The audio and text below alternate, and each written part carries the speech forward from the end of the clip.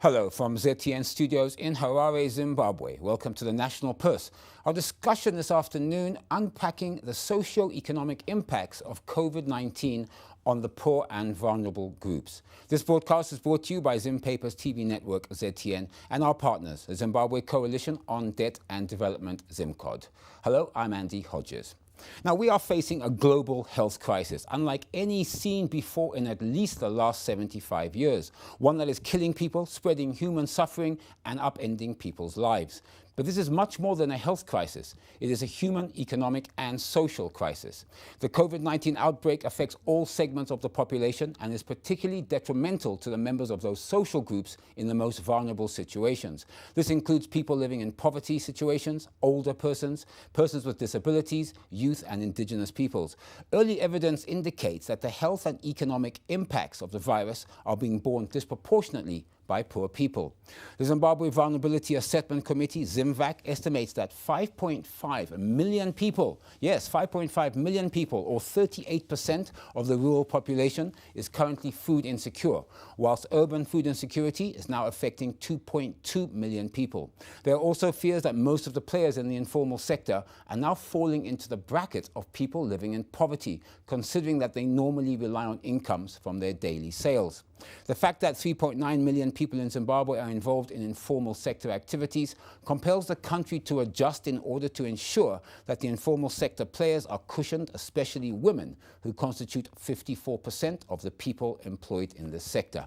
Joining us on the National Pulse this morning, unpacking the socio-economic impacts of COVID-19 on the poor and vulnerable groups, we are joined in the studio by the Honourable Minister Mavima, Minister of Public Service, Labour and Social Welfare, and Chairperson of the COVID-19 Subcommittee on Food and Water Sustainability, and Janet Joe, Executive Director, Zimbabwe Coalition on Debt and Development, ZimCOD. We'll also be joined later in the program on the line by Judith Cowlem, Executive Director, Poverty Reduction Forum Trust, PRFT, and Samuel Wadzai, Executive Director, Vendors Initiative for Social and Economic Transformation, VSECT. Right, let's get into our show. Well, anyway, welcome to the program, the National Pulse. Minister, as the chairperson of the COVID-19 Subcommittee on Food and Water Sustainability, would you outline the social protection program that's in place for COVID-19? Thank you, Andy. You will remember that the government came up with a program in addition to the social protection programs that we have always run. Initially, the Minister of Finance indicated that we're going to get 200 million immediately to cover about 1 million Zimbabwean residents who have been affected, especially with income loss due to COVID-19. And we have targeted mainly those who are in the informal sector, but we are also saying some of the people in the formal sector who may have been affected should benefit. So we have gone through a registration process from the Ministry of Women Affairs, Small and Medium Enterprises. We have currently a total of 129,000 people. We also have our database for those who have always been on the margins of, being marginally poor, but who have now been rendered poor because of this disease, this pandemic, and a database of about 3.5 million was provided to us. We definitely have to prioritize there and say, how do we get to the 1 million neediest of all so that we can use the resources that we have as government to provide them with $200 per head per month. Hopefully, so we will do the $200 million this month, and hopefully resources will be available. Depending on the situation, we may continue with the lockdown, and we may continue to fight this disease for maybe the next 2 months, 3 months, who knows, but we have to be prepared as government to continue this program. So, Minister, the 200 million is geared towards 1 million people. Yes. Okay. But I mean, looking at the ZIMVAC, Zimbabwe Vulnerability Assessment Committee, they're talking about 5.5 million people in rural areas and 3.9 million people in Zimbabwe involved in the formal sector. So, firstly, of course, 1 million is not enough people, and 200 million is not enough money. Yeah. But, Andy, we had already been feeding, as a nation, we had already been feeding something like 7 million people. This 1 million is additional to that 7.5. And the 7.5 is divided between what the government of Zimbabwe is doing through the Department of Social Welfare, and that also involves mainly the people in the rural areas. We have been getting grain, 50 kg bags of grain per month towards their food requirements.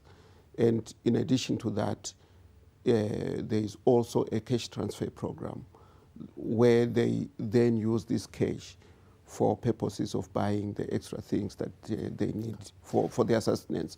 So the ZIMVAC report is not off the mark. And we have been already feeding about 7.5 million people between the government of Zimbabwe and also the World Food Programme. And these are continuing. But in addition to that, we are saying those who have fallen off now because of the lockdown, because of the COVID-19 impacts, we are adding 1 million who are going to receive the $200 per head per with the intention of looking obviously for more money and more yes, help for the social groups. Yes, you know that government has had an international appeal. You know that even internally we are getting some donations that are being channeled through the Ministry of Finance. And as resources become more available, we can even increase depending on what we see as the impact of COVID-19 on the ground. Janet, you've heard what the Minister said about the amount and the amount of people, $200 million, 1 million people. And the fact is that it doesn't cover, of course, the whole spectrum of those who were already in poverty and, of course, are moving in, as the Minister had acknowledged. Your comments to that? Yes. Thank you very much, Andy, and thank you, Honourable Minister, I think, for that information. I think what we are going through, we have indicated that it is more than a health crisis. And as ZimCode, we have done actually an analysis, an assessment in terms of the socioeconomic impact of this pandemic on the economy, at the macroeconomic levels, but also at the micro level, at household income or household economic levels. And actually the impacts are quite dramatic. Why? Because COVID has come at a time when our economy was already in meltdown, was already struggling. And the pressure is therefore very enormous in terms of trying to deal with this crisis. We have a highly informalized economy, like the Minister has indicated. We have urbanization that has not necessarily been driven by opportunities, by better opportunities that are offered in urban areas, but simply people may be running away from worse or extreme poverty and come to the urban areas. And when they have come, they have mainly depended then on retailing or vending. These are very, low levels in terms of economic participation. Therefore, I think the issue that is at hand is really big and enormous, and people need cushioning. The WHO and the world over, we have learned lessons in terms of measures we can take to flatten the curve. But these measures have got costs. And unfortunately, it doesn't seem like the government is in that position to be able to cushion or to put in then the flanking policies and mechanisms to ensure that the masses are cushioned at policy level, but also at the practical levels of distribution then and allocation of the resources. In fact, I was going to ask you about that Yes. because, and also I suppose to you, Minister, before Yes. we cross across to Yes. Judith, Yes. this is about tremendous organizational skills in your ministry or through the public service, particularly the different ministries, women, to get it to the right people at the right time in the right places, Minister. So this organizational ability, it must be second to none to make this work effectively. We already had the administrative machinery for the distribution of food. There is no doubt that we need extra arrangements, especially now that if we are looking at the rural areas, we have to increase the distribution points so that we can reduce the number of people congregating at each district or at each point. So there is no doubt that we are required to do more in order to reach to as many people as possible without bringing together large crowds. And that has increased the administrative cost for that. But you also realize that apart from our organization, that includes the ministries of local government at the local level. That also includes, the councillors in their wards. There is also a whole lot of organizations that work with the World Food Programme. The World Food Programme does not go out itself to do the distribution, but it has agents, different organizations. You'll find World Vision is working on behalf of the World Food Programme. ADRA, which is the Adventist Relief Agency, is also working there. So there are a number of NGOs that have been contracted by the World Food Programme to do this distribution.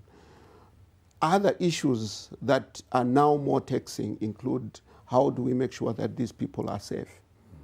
So there is demand for personal protective equipment, which also increases the distribution budget. But we can't assume that we are starting from scratch. The machinery for distribution was already there.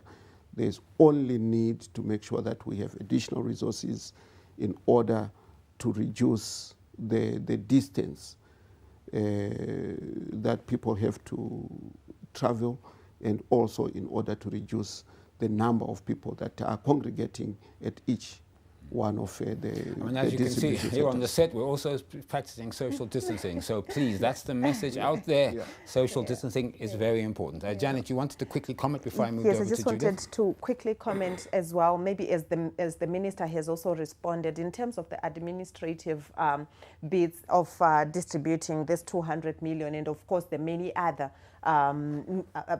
mechanisms that are in place from different non-state actors as well. But it is also an issue of trust in terms, I think I just wanted to raise the issue of citizens' trust in terms of, is it really going to reach the intended beneficiaries, noting that maybe in the past, corruption in the humanitarian aid that has been witnessed as well before. So I think it is something that the ministry also should be cognizant of in order to build that trust amongst the citizens that, of course, this cash transfer platform that has been put for citizens to benefit that have lost their incomes, is it really going to get to them and alleviate? Okay, I think let's keep that question, Minister, after we come back from Judith. I think you need to answer that. We're joined on the line by Judith Cowlem. She's Executive Director, Poverty Reduction Forum Trust, PRFT. Judith, welcome to the National Pulse. Now, my question is, of course, you work with people obviously in poverty reduction. What are the implications of COVID-19 on the poor and marginalized, including people in the informal sector? And Minister Mavima stated that there is a program already in place. Is this reaching the intended beneficiaries, the people who are in poverty?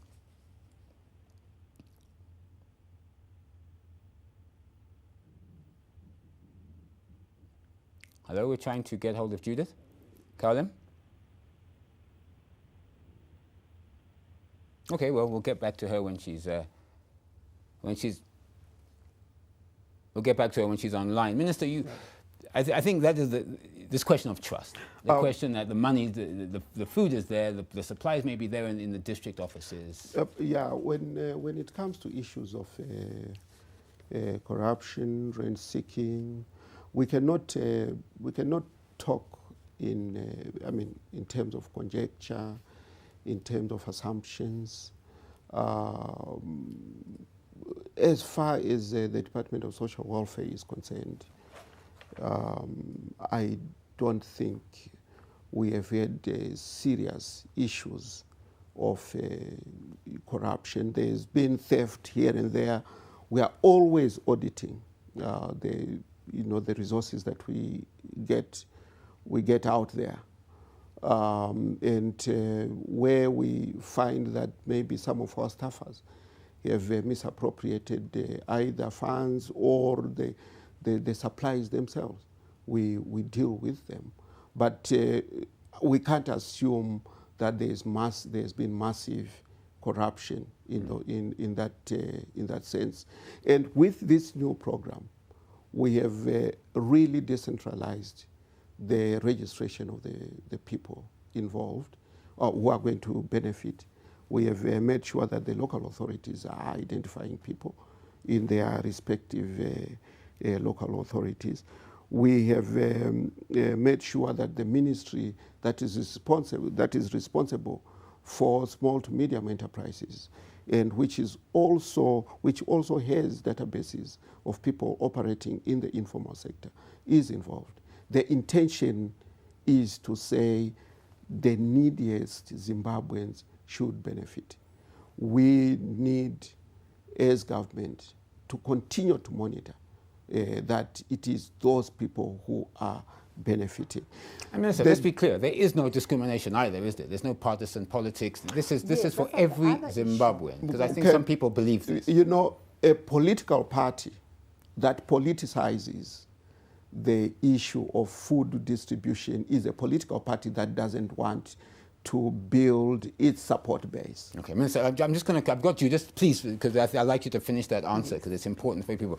Judith Kaulam, Executive Director, Poverty Reduction Forum Trust. Welcome to the National Pulse. Now, Judith, my question for you, of course, is that you do work with poor and marginalized people, particularly in the informal sector. So what are the implications of COVID-19 on the poor and marginalized? And also, you work with on the ground. Are they getting the support that's required in terms of those who are in poverty or those approaching poverty at the moment? Thank you very much, and thank you for having me. Can you hear me? Yes, we can. Please go ahead. Yes. I would like to acknowledge what the Minister is saying in terms of the interventions that government has put in place. But I'm sure we are all aware that those people who were already poor and vulnerable before COVID have been made even more vulnerable, and they are to make impossible decisions about food, about healthcare, about their survival generally. I wanted to comment on what the Minister said. I think it's important that we need to strengthen the social assistance program that is there, expanding it, right, both horizontally and vertically. And I'm glad that the Minister is talking about how they've decentralized the process that is adding more people to the previously present programs. However, my worry and observation is that the vertical expansion, the Minister is talking about $200 per head. And as an organization, we do a basic need basket survey, where in January, before the COVID, that basket with basic necessities for a family of 5 will cost 6,080 Zimbabwe dollars. And now the Minister is talking about 200 per head, which for a family will then come to 1,000. And I'm worried that the issue of dignity, which is also guaranteed within our constitution, is not being taken into account. We know, yes, we don't have enough resources, but if government is going to make an intervention, it has to be meaningful. $200 right now is an equivalent of the cost of 2 liters of cooking oil. So really, whatever it is that we are giving, we need to be looking at the resources that we have. They have to make a meaningful impact. So at the moment, the initiative is acknowledged, yes, but I don't think that it is making an impact on those people who really need it. we are expanding the number of people by virtue of the problem that we are facing, but we also need to look at the impact of the benefit of the amounts that are being given to people. So really, we know that the people who are always in the periphery are left out. And if we are going to maintain the same kind of systems that we had, even when we decentralize, and we continue to require the same kind of information, we need your ID, we need your phone number for you to be able to access, then we will leave out a number of people, especially in the informal sectors. Some of them do not even have the IDs. So I'm hoping that even as the process is being decentralized, that some of those requirements are being relaxed so that those who do not fit within them, the normal requirements are taken care of. Thank you. That's Julius Cowlam, Executive Director, Poverty Reduction Forum Trust, PRFT. Minister, before we get to some of Julius' comments, we were talking just before she came in about the partisanship, or there could be a perception by some of our citizens that the food distribution or some of the social protection nets are partisan, and I unfortunately had to cut you off, but please continue.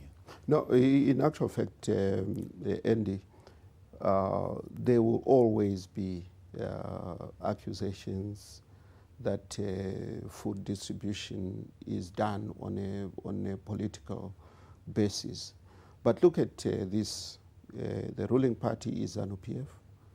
The new program is targeting mainly urban areas where ZANU-PF does not control most of the constituencies. And my logical argument was a party that politicizes any relief distribution is a party that doesn't want to grow its base. You can't continue to pander and cater to your strongholds if you want to grow your support base. In this particular case, if ZANU-PF does not provide relief to everyone in this country who needs relief, then we lose support. The government is basically saying we don't want any Zimbabwean to starve.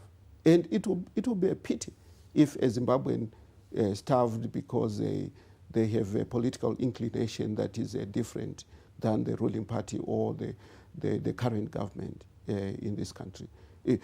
We are not driven by that. We are driven by making sure that no Zimbabwean goes hungry.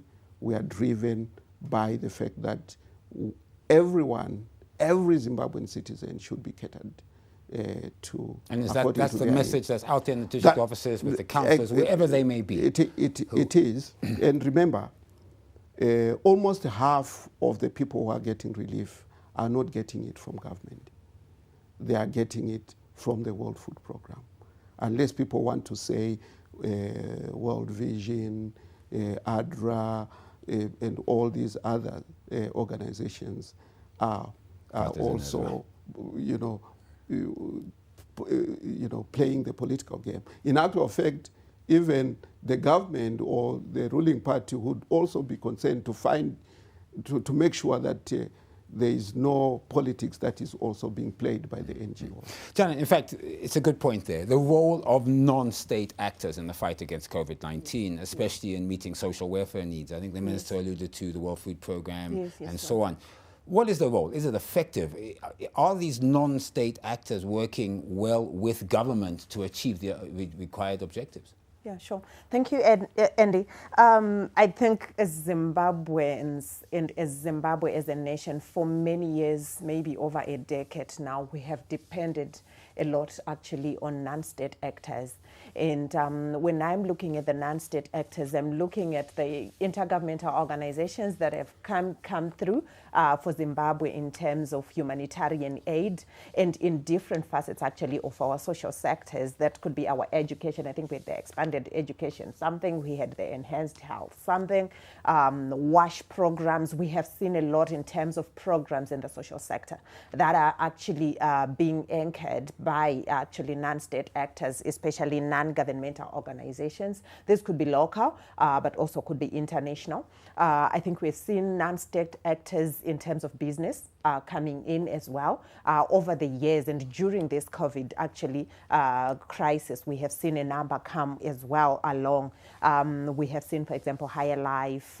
We have seen lots of businesses, Croco Motors, Mimosa, all these that the Ministry of Finance has actually highlighted in terms of putting in the COVID coffers to assist in alleviating the impacts of COVID-19. So I would say Zimbabwe, because of the limited fiscal space, for a number of reasons that we could speak in another program, have depended on the donor community, has depended on the non-state actors, and I think they have really risen to the occasion to assist. So they are working effectively with government, though. I think this is the key, isn't it? It's about complementing. I think they are complementing partners in this whole issue that we are talking about. So they are complementing and covering the gaps that may be there.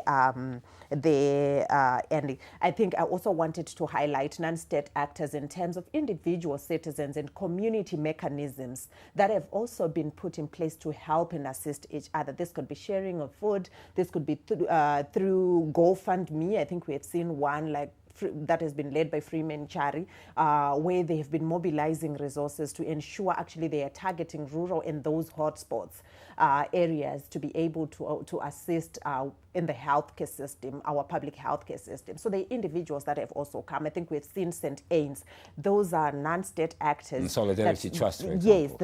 Yes, that has come in and also assisted during this period in time. And I think that is effective because the government was not going to be able to do all these initiatives. It is a time when we should all get together, whether we're local or international institutions. Exactly, and only talk about the issues then of transparency. How are we ensuring that this whole thing is on a very transparent dashboard where everyone can then see what the non-state actors have brought in, what our own government has brought in, and where how effective these programs and how then effective they are, and whether they are really targeted at the key issues that we need to be addressing because of the measures. All right, now you're watching the National Pulse, our discussion today unpacking the socio-economic impacts of COVID-19 on the poor and vulnerable groups. This is from ZTN Studios in Harare, Zimbabwe. This broadcast is brought to you by Zim Papers TV Network, ZTN, and our partners, the Zimbabwe Coalition on Debt and Development, ZimCod. Please join us after the breather. Don't go away. This is an important and vibrant discussion. See you just now.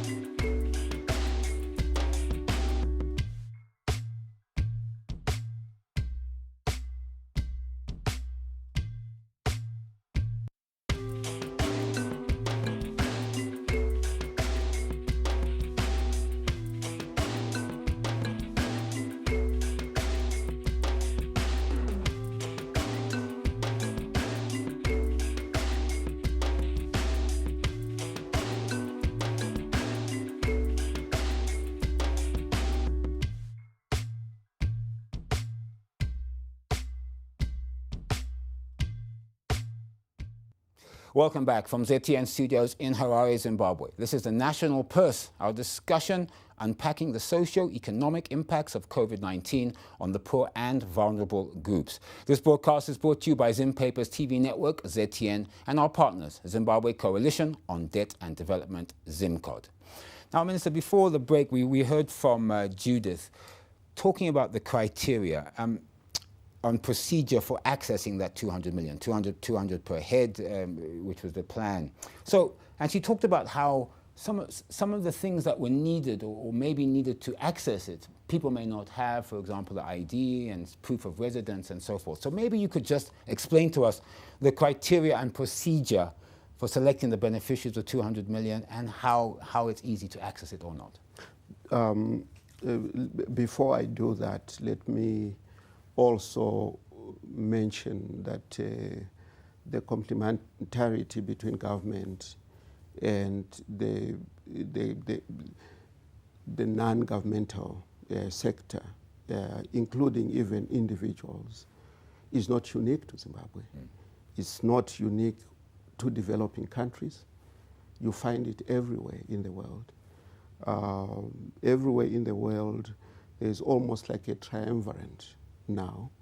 The public for-profit sector, the government sector, but the non-profit sector coming together to solve attendant problems that are found in any country. There is no country where it's not needed.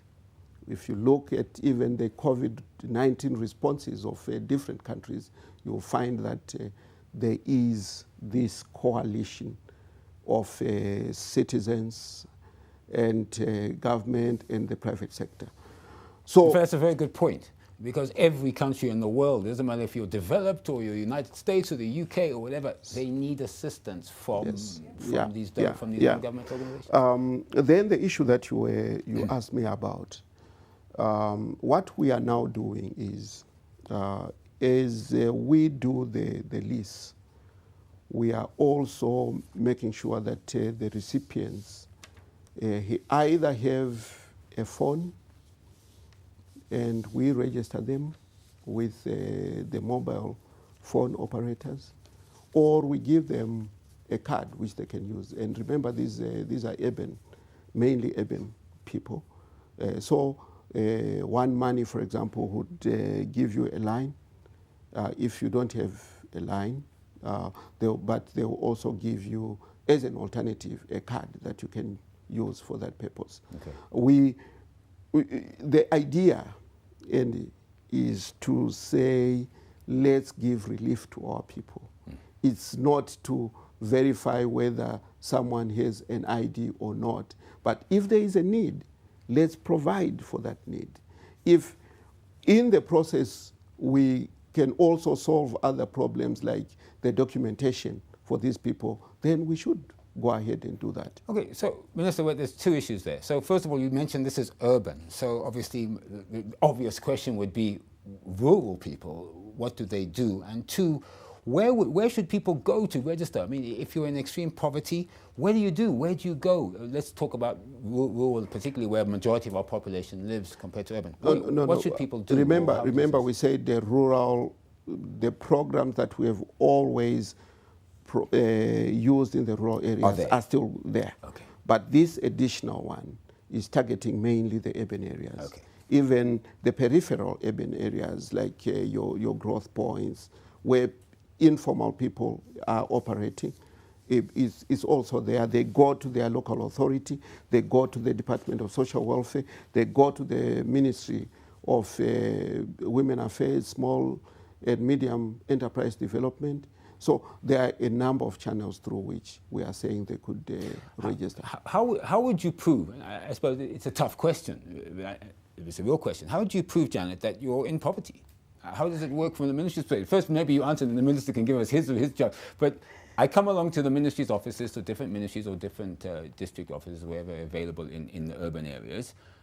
I think there is quite a lot, and there are actually indicators of poverty that have been put in place. And I think the basic and simplest one that we have is the $1.90 per day. If I'm surviving on less than $1.90 per day, it means I'm poor. So, and we can imagine in Zimbabwe what that means with so many people not employed. It means almost everyone is poor. Then, of course, in terms then of the levels of poverty, whether it's extreme, absolute, and whatever, can then be discussed and decided. I think that's the point, though, isn't it? I mean, I come along, Andy comes along, and I say, I'm in poverty. How do you, is it vetting? Because you know there are going to be charlatans out there who are going to try and maybe get some of this stuff and resell it. It's what she's saying, but it's also the narrative that the person is going to bring to the either social welfare or to a counsellor. You know, it's that narrative. In most cases, you know, those who are in the informal sector, they know each other. They are roles. They have lists of people that are operating in the informal sector.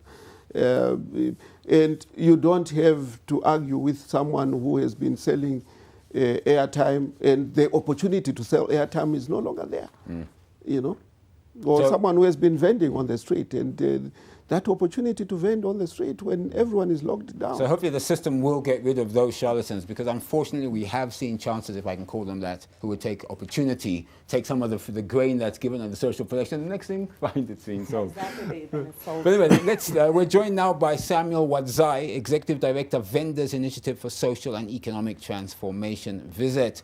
Samuel, welcome to the National Pulse.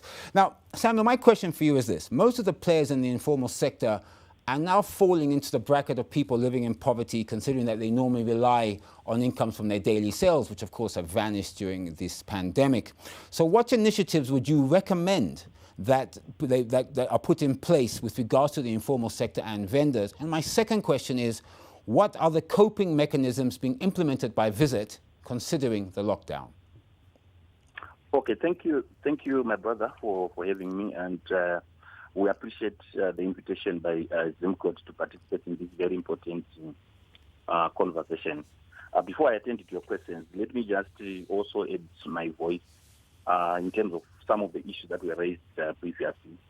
The first issue really to do with the cushioning fund, which the government has initiated. This is a very welcome development, and we really commend our government for taking a lead in ensuring that we cushion the vulnerable, the majority of whom are us who are in the informal economy. It's a very difficult period, but at the same time, we also need to strike that balance and ensure that we assist those that are vulnerable. But again, related to the cushioning fund, I would like also to just urge our government and all the departments that are involved in this process of distributing these funds to expedite the process. I know it involves a lot of issues, the screening, the vetting, and the updating of the databases. But I think now we are almost 17 days, if not more, into the lockdown. And I think people are really struggling. This is a message that we are getting from our members. People are really struggling. We remain committed as an organization in terms of urging our members to really comply with the guidelines, the measures that were put in place by authorities. But at the same time, I think if we expedite this process of assisting the vulnerable, we will be contributing also to the effectiveness of ensuring the effectiveness of the lockdown. So yes, as an organization, we are playing our part. Just as I'm speaking to you right now, I'm sure you are aware that the RRC Council and indeed some other councils throughout the country, they allowed satellite markets to open so that traders, a selected few traders, can be able to go and man the other markets and provide essentials. So we were there as an organization just ensuring that we give information to our members about the importance of always working from clean domains. We also, managed to donate a few health packs, for those that are manning these spaces, because we also wanted to play our role in terms of ensuring that we kept the further spread of this very dangerous virus. So we distributed those packs at Lusaka, Machipisa market there, with the assistance of the RRC Council, just a few hours before I came to join this important conversation. That's where we are coming from. So that's part of some of the social responsibility that we are partaking as an organization. But more importantly, really, we've tried to make sure that people really understand the measures that were put in place by the government. And because, with over 95% informality, it means almost everyone is an informal trader or a street vendor. And this is the population that I think the measures were targeting mainly. So we thought that as an organization, we needed to ensure that our members have got information and that they don't contribute to the further spread of the COVID. But just to emphasize the first point, that I raised, that I think we need to ensure that we expedite, the disbursement of these funds so that the lockdown can be effective. People are dying of hunger in their homes, and I think we need to strike that balance and quickly support our people. And I think the majority of the people have been very, they managed to comply with these measures that we put in place. And I think giving that that cushioning funds will also contribute in the effectiveness. Lastly, I think someone also raised the issue of the amount, 200. I think if we are going to have another second round for the disbursement, I think really the government will be encouraged to ensure that we at least increase this amount. I think we realized if we are to go into the shops right now, immediately after the pronouncement of the lockdown, we saw almost all retailers increasing the prices of basic commodities, and this is a serious challenge. And it means the money that the government is going to give us will not really do more in terms of getting those basic commodities that we need as people that have been affected by the lockdown. So just those 2 points, yeah. Thank you. That was Samuel Wadzai, Executive Director, Vendors Initiative for Social and Economic Transformation Visit. Minister, you heard Samuel there. I think the two issues that I'd like to look at: expedite the process. Yeah. How is it happening? Is it happening now? Are people getting their money? And of course, I know it may not be your ministry, but it has an impact on how much you pay, which of course is the increasing in prices, which seem to have no sense or rhyme or reason at all. Yeah. I agree with Samuel completely that we have to disburse these monies as quickly as possible, because people are suffering now. People want that relief now. I have been assured by officials in my ministry that the disbursements will start this week. They may have already started. I will need to make sure that, to verify. But I was told that the disbursements would start now. Under our traditional cash transfer program, I know that we have reached out for the month of March to Harare and Bulawayo with disbursements. And so those will continue. But this one, we have to make sure that we have disbursed this. Before the end of this month, we should have reached the 1 million people with the disbursements. So I agree with him definitely. I also agree with him that we have to continue to look at the amounts that we're giving to people to make sure that it's providing some level of decent livelihood. But always there is the balance between what resource is available to government and what it is that we can give out. You will realize that the fact that we are on lockdown also means that revenues to government are reduced. So it's really a catch-22 situation. Scarce resources chasing a big need. Yes, Janet, exactly. To follow that question, and please you can comment on it, but as well, it appears that, a lot of the aid or the packages that are coming through are under organized groups. You have to belong to some form of a group or a vendors group or some society. Yes. What about those who aren't in those groups? They're just normal people who are trying to make their daily bread. Also, of course, comment on what the minister said. Yes, exactly. I think that is also a question that we have received from some of our membership who are part of ZimCode in terms of this seems like there has to be some sort of organization of these informal traders, but there are some that do not necessarily belong to any informal sector organization, but they are known to have been involved. So it will be for the ministry to also maybe answer us to that in terms of how are they going to reach out to those individual informal traders. But I also just wanted to highlight something that Samuel raised around the satellite markets.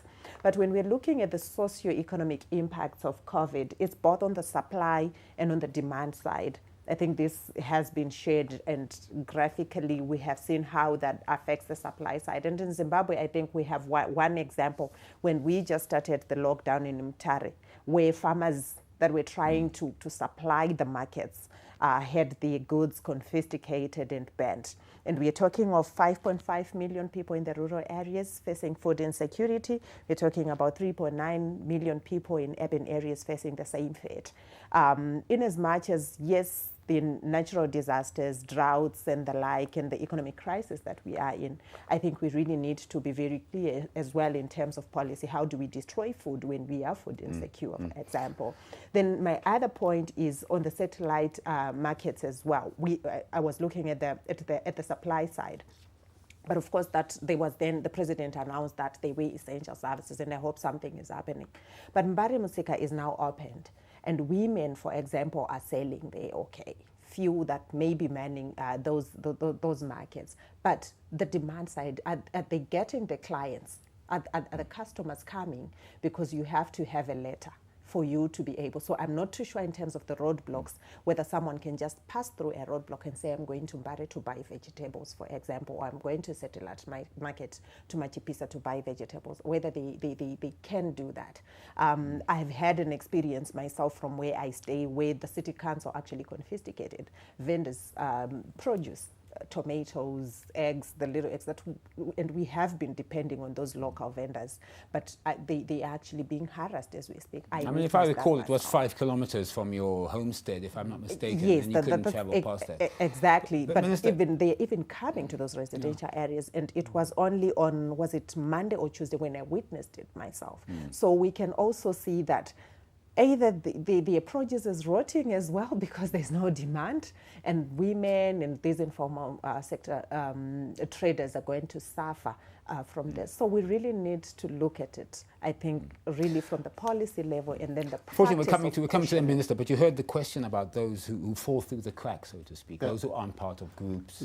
Let me repeat what His Excellency said when we started talking about the modalities for registering people for this new program.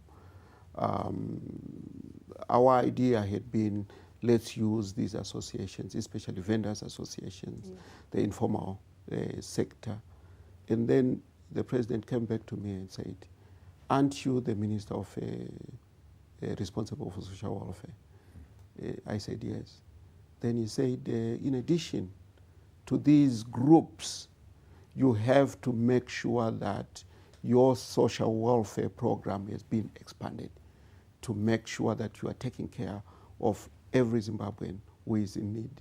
So in addition to reaching out through these associations, these vendors groups, we are also expanding the social welfare program. I indicated that from the Ministry of Women Affairs, we got 129,000. We have left an opportunity for them to ramp it up to about 200,000. But we are saying 200,000 from these associations, from these databases that they have, but we have another 800,000 to get to the million that we have targeted so far. And it's really going to come from just the expansion of the social welfare roles. Capturing as many as you can as we into can. that social protection. Yes. Then the issue that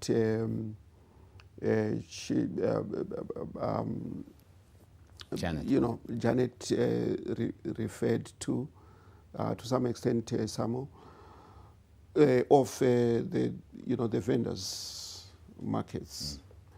The whole process of how do we deal with COVID-19 has been an iterative process. You start off with some modalities and you realize this isn't working, and you go and relook at things. So, for example, the markets, initially, law and order thought everything had to be stopped. Including, burning. You see, in Mutare we had that, in Harare we had that, but then the president again came back and said, let's open this and let's make sure that we have taken precautions to ensure their safety of those who are selling, but also the safety of the public that is going there to buy. So it has been an iterative process, and we are correcting things as we go. It's a moving process. It's a moving process. See how things work. Yeah. Well, unfortunately, we've come to the end of our show, The National Purse. Our discussion, of course, today, unpacking the social economic impacts of COVID-19 on the poor and vulnerable groups. I'd like to thank our guest today, the Honourable Minister Paul Mavima, Minister of Public Service, Labour and Social Welfare, and Chairperson of the COVID-19 Subcommittee on Food and Water Sustainability. Janet Joe, Executive Director, Zimbabwe Coalition on Debt and Development, ZimCod. And of course, joining us on the line was Judith Cowlem, Executive Director, Poverty Reduction Forum Trust, PRFT, and Samuel Wadzai, Executive Director, Vendors Initiative for Social and Economic Transformation, Visit. Well, you've been watching The National Purse. As I said, our discussion today, unpacking the socio-economic impacts of COVID-19 on the poor and vulnerable groups. This broadcast is brought to you by Zim Papers TV Network, ZTN, and our partners, Zimbabwe Coalition on Debt and Development, ZimCod. I want to leave you with this quote, as emphasized by the United Nations Secretary General during the launch of COVID-19 Global Humanitarian Response Plan on the 23rd of March 2020. And I quote, "We must come to the aid of the ultra-vulnerable, millions upon millions of people who are least able to protect themselves. This is a matter of basic human solidarity. It is also crucial for combating the virus. This is the moment to step up for the vulnerable." I'm Andy Hodges. Goodbye, and you all be safe.